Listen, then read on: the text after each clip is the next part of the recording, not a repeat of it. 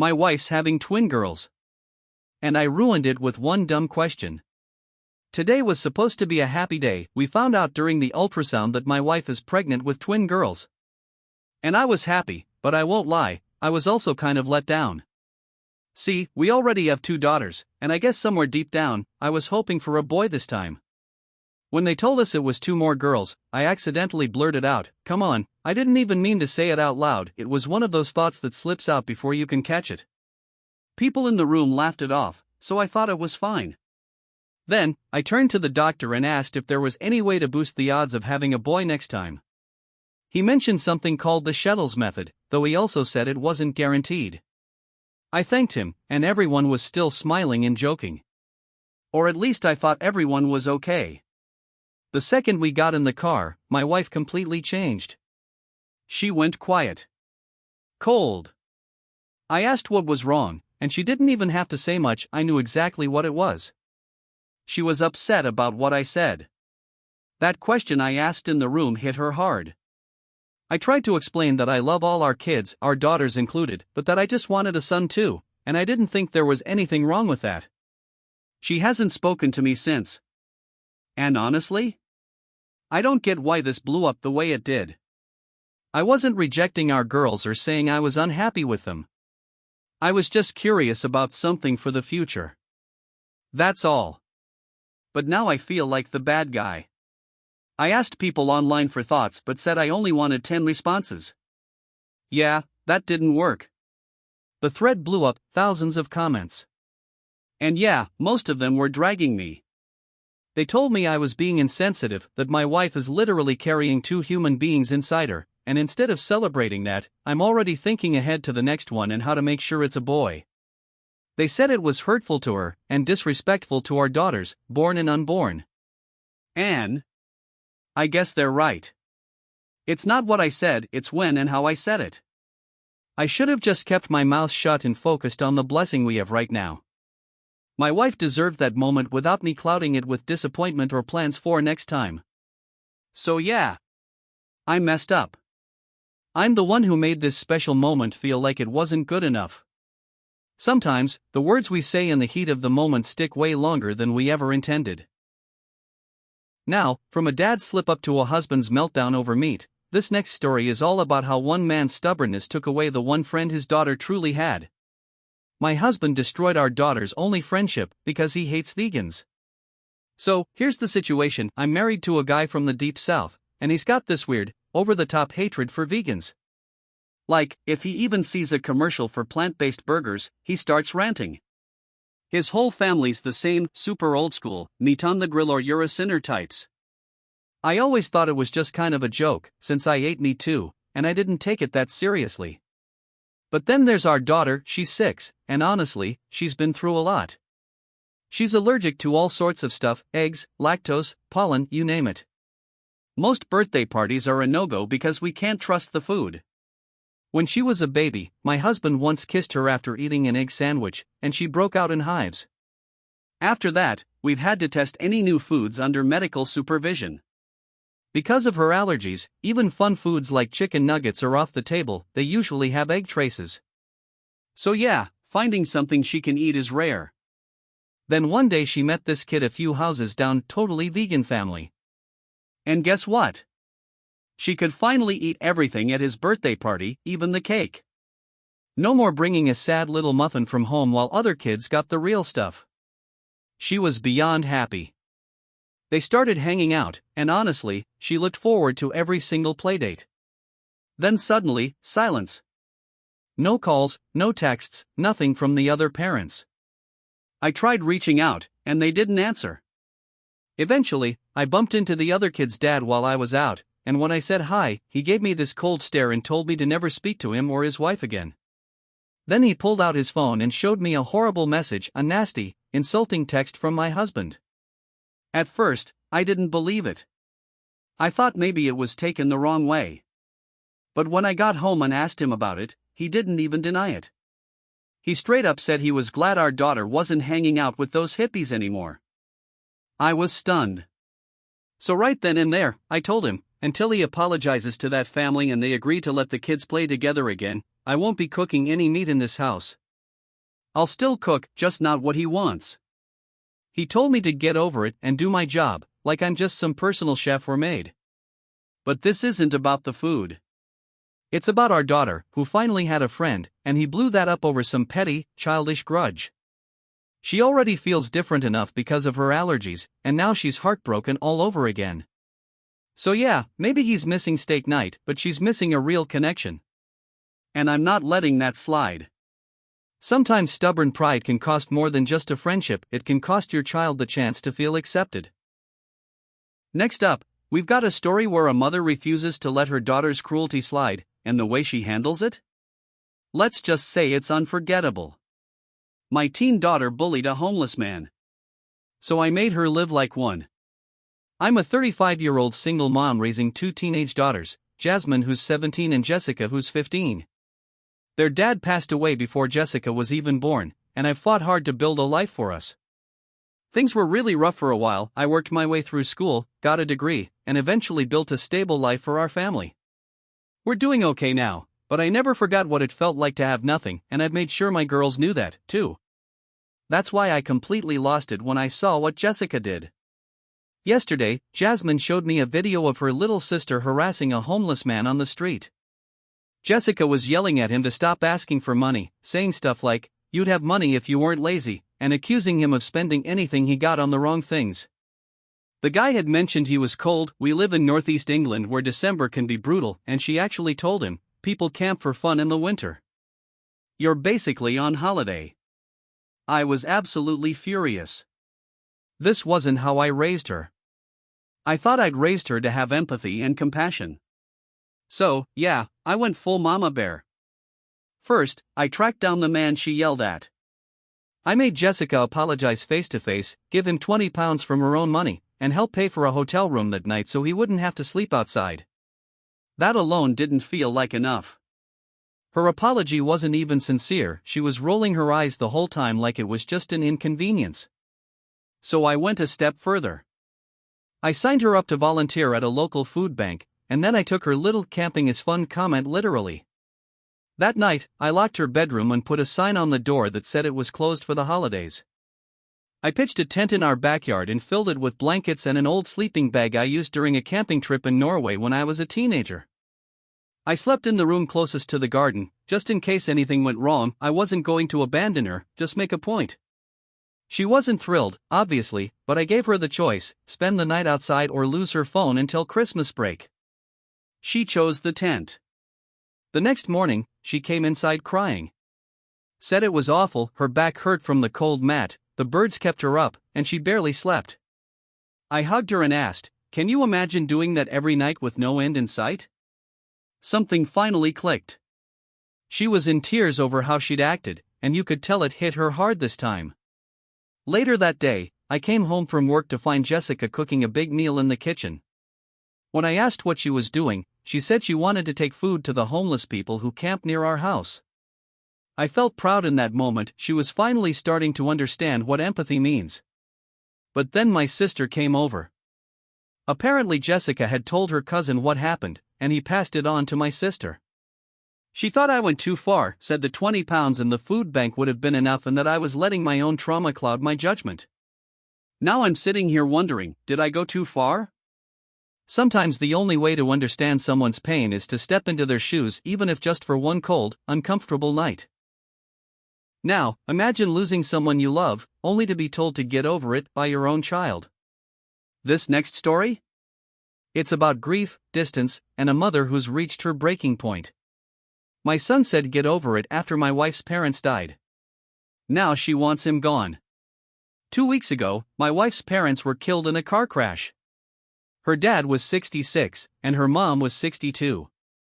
She's been completely heartbroken ever since. As their only child, she was incredibly close to them. They were amazing people, and honestly, I'm grieving their loss too. The problem really started with our son. He's 16 now, but ever since he turned 13, he's been drifting away from us and his grandparents. He's kind of a loner and spends most of his time gaming in his room. When we told him about the accident, he barely reacted. I tried to talk with him about it a couple of times, but he told me straight up that he never felt close to them. Meanwhile, I still have to go to work every day while my wife's on bereavement leave. Since our son does school online, he's home all the time too. And since the accident, the tension between him and my wife has gotten worse. One example, she was crying in our bedroom and he just walked in and asked when dinner would be ready. She told him to make something himself, and he just rolled his eyes and left. When she arranged a Zoom funeral with her aunt and cousins, the only family she has left, she asked our son to join. He did, but he stayed on his phone the whole time and didn't even bother putting on a shirt. Later, she asked him if he wanted to keep anything from his grandparents' house for memory's sake. His response? A loud nope, followed by walking off. But the real breaking point came 2 days ago. I was at work when my wife called me, crying uncontrollably. Apparently, she was watching some old home videos of her parents in the living room when our son came in and asked to use the TV for his game. She told him to wait an hour and even asked if he'd like to join her. He just shrugged and said, "Mom, I seriously don't care. They were old and gonna die anyway. Can you just move on already?" She sent him to his room and then called me in tears. That night, I sat him down and made him apologize, but it was clearly forced and didn't mean anything. That only made things worse for her. Later, she told me she just couldn't grieve properly with him around acting cold and disrespectful. She suggested sending him to my sister's house for 2 weeks. My sister has a son about his age, and they get along well. My wife said she needed that time to go through her parents' things, handle the legal matters, and try to find some peace. And while I understood why she wanted that, I told her no. I said it wouldn't be fair to kick him out, and if space was what she needed, maybe she should be the one to go. She looked at me and said she needed my support to get through this, and if she left, she'd be all alone. I told her I loved her, but our son had to come first. She spent the night in the guest room and hasn't said a word to me since. I feel awful and can't stop second-guessing myself. Grieving is hard enough without someone close to you shutting it down. When empathy is missing, the hurt cuts deeper. Now, switching gears, imagine having twin boys so identical you literally can't tell them apart. One mom found a unique solution that not everyone agrees with. You won't believe what I did to tell my twin babies apart. So here's the deal. I'm a 31-year-old woman, and my husband and I had been trying to have a baby for 4 years. After a bunch of tests, the doctors basically told me that my eggs were built like tanks, no chance of getting pregnant without medical help. So, we went the IVF route. 1 petri dish later, and 9 months after that, we welcomed our twin boys William and Benjamin. Now, William has a medical condition. I won't get into the nitty-gritty, but he needs a shot every week. Eventually, he'll switch to pills when he's older. I went back to work, and my amazing mother-in-law stepped in to help with babysitting. She's super reliable, I never doubted her for a second. Since William's shot had to be given at a specific time, before 10 a.m., right before snack and nap, she took care of it on the days I couldn't. Everything was going great, until one day she accidentally gave the injection to Benjamin instead of William. Here's the thing, while my boys are technically fraternal, they look so much alike that even my husband and I get confused sometimes. That day, she realized the mistake right away and called 911. Both boys were taken to the hospital. By the time I got there, Benjamin had already received the reversal treatment and was happily sipping juice like nothing happened. They sent us home the same night and just told us to keep him hydrated. Thankfully, the shot wasn't dangerous. Worst-case scenario was some bad diarrhea. But my mother-in-law was heartbroken. I did my best to reassure her, but she felt so terrible that she refused to babysit again. So we enrolled the boys in daycare. The daycare has a nurse on staff, which is helpful since some of the kids are on medication. But the fear of another mix-up still hung over us. The twins won't wear name tags for more than 2 seconds. So, our doctor suggested something I'd never considered before: a medical tattoo. It's not what you're probably thinking. The tattoo is tiny, no bigger than a pencil eraser. It's placed somewhere visible, like the earlobe, while the child is under light sedation, kind of like getting a filling at the dentist. These tattoos fade over time, usually within 2 to 3 years. By then, the boys will have more distinguishing features and might not need it anymore. After talking it over, my husband and I agreed to go for it. So now William has a tiny brown dot on his earlobe that looks exactly like a freckle. The whole thing took half an hour, and William didn't feel a thing. The moment I told my mother-in-law about the tattoo, she flipped out. I tried to walk her through it calmly, but she wasn't having it. So I brought both boys in and said, okay, one of them has the tattoo. See if you can figure out which one is William. She picked up Benjamin. I handed her William. She inspected him for 20 minutes straight, even stripped him down to his underwear before I pointed to the little mark on his earlobe. That's just a freckle, she said. Exactly, I replied. Benjamin doesn't have one. That's the point, it looks natural. Since then, the daycares had zero issues telling them apart. But my mother-in-law is still upset and ranting about how I could tattoo a child. I've explained it to other people too, and once they realize how small and harmless it is, they usually calm down, though some still say I went too far. I honestly don't think I did anything wrong. I followed my doctor's advice and did something non-invasive that will fade as William grows. By the time he's 5, you probably won't even be able to see it, or it'll just look like a faded little spot. So, did I mess up? Personally, I think I made a smart, safe choice that protects both of my sons. Sometimes, a tiny mark can make a world of difference, and when it comes to your kid's safety, you do what you have to do. Speaking of boundaries, our next story is all about protecting what's yours, even if it means locking out your own neighbors. You won't believe why I had to lock my neighbors out of my Wi-Fi. I live in a pretty rundown neighborhood. I'm not rolling in cash or anything, but I do manage to afford a basic Wi-Fi connection. The plan I pay for only allows 4 devices to connect at once. It's the cheapest one out there. There's a family next door with a 12-year-old girl named Harper. She and my daughter are close friends, so she's over at our place a lot. One day, her parents came to me and explained they couldn't pay for internet. They asked if Harper could use our Wi-Fi so she could attend her online classes. I agreed, but I told them up front Harper had to promise to focus hard on her studies and really give it her all. She said she would, and for a while, things were fine. She used our Wi-Fi regularly, just like we agreed. But over the last couple of months, I started running into problems. Our connection got slower and clunkier. When I logged into the router settings, I noticed that all 4 device slots were filled, even though it should have just been my phone and my daughter's laptop. It got bad enough that my daughter couldn't even join her own virtual classes sometimes and had to use her mobile data. I brought it up with Harper, and she eventually admitted that her parents had made her give them the password. They'd been using it themselves without asking me. I went over to their place and had a calm but direct conversation. I reminded them that the Wi-Fi was only meant for Harper's classes, not for the whole household. They said they'd stop, but that turned out to be an empty promise. That same week, my daughter got kicked off her classes 4 times. Then Harper told me something that made my blood boil. Her parents had shared the password with another neighbor too. So now, not only were they freeloading, but they were inviting others to do the same. I went over again, more firm this time, and told them I'd change the password if it happened again. They just smiled, gave me more fake promises, and shut the door in my face. So I changed the password. But I still gave the new one to Harper, hoping to protect her access to school. Unfortunately, her parents pressured her again and got the new password out of her. At this point, I had to draw a line. My daughter's schooling has to come first. This is her future we're talking about.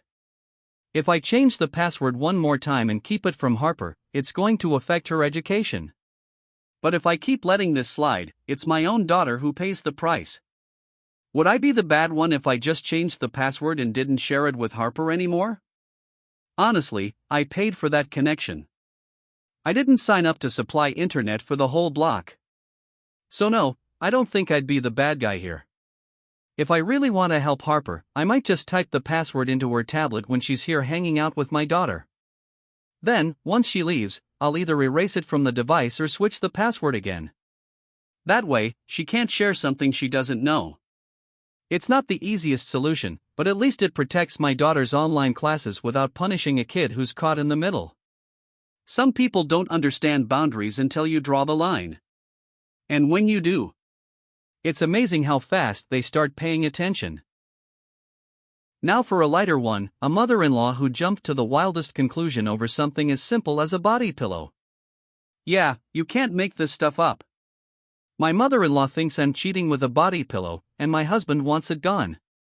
My husband and I are like two peas in a pod during the day. We laugh, talk, and enjoy each other's company like best friends. But come nighttime, things get a little chaotic. See, I have a bad habit of hogging the blankets. I've pulled them so hard before that my poor husband literally spun around like a gymnast mid-routine. And he's no saint either. When he's asleep, he thrashes around like he's fighting off ninjas. I'm not even exaggerating, Bruce Lee would have been impressed. Every night felt like we were in a wrestling match, and we'd wake up stiff, tired, and already annoyed with each other. It got so bad that it started taking a toll on our relationship. We didn't want to sleep in separate beds, being close at night mattered to both of us. But mornings became a battlefield. The arguing started as soon as we opened our eyes, and we were both miserable. Still, neither of us wanted to be the one to give in and move out of the bed. Quick backstory, I used to be a full-on anime nerd when I was a teenager. Total otaku. Yeah, it's cringy. I know. One night, kind of as a joke, I grabbed this old anime body pillow I had stashed in the attic and tossed it between us on the bed. I called it our no-fighting zone. My husband cracked up and we even gave her a name, DMZ-chan. That silly pillow stayed between us the whole night, and for the first time in forever, we actually slept peacefully. DMZ-chan kept him from karate chopping me in his sleep, and she was just heavy enough that I couldn't yank the covers away without a struggle. She's been part of our nighttime routine ever since. We thought it was hilarious at first, but honestly, she fixed the one issue that was seriously messing up our marriage. Then one day, my mother-in-law came by to pick something up. On her way to the bathroom, she glanced into our room, which we had accidentally left open, and there was DMZ-chan, sitting upright on the bed, staring her down with those big anime eyes. She didn't say anything then, just grabbed her things and bolted. Later on, she brought it up to my husband during a phone call, and he was absolutely horrified. I guess she now believes we're in some sort of weird relationship with this pillow. My husband was so embarrassed he couldn't even bring himself to explain. And now, because of that, he wants to send DMZ-chan back to the attic for good. I was pretty upset. I told him I didn't want to go back to waking up bruised and annoyed every morning. That pillow honestly made things better for both of us. He said he understood, but suggested we get a regular, plain body pillow instead. I didn't see the point of spending money when we already had one that worked perfectly. I even offered to stash her in the closet anytime someone was visiting, but he insists she needs to be gone permanently. I get that he's embarrassed, but I don't think we should have to ditch something that's become a fun and useful part of our relationship just to avoid making someone else uncomfortable. So, am I really the bad one here? Whether it's standing your ground, teaching a tough lesson, or just trying to make things a little easier for the ones you love, today's story showed that sometimes the most dramatic moments happen right at home.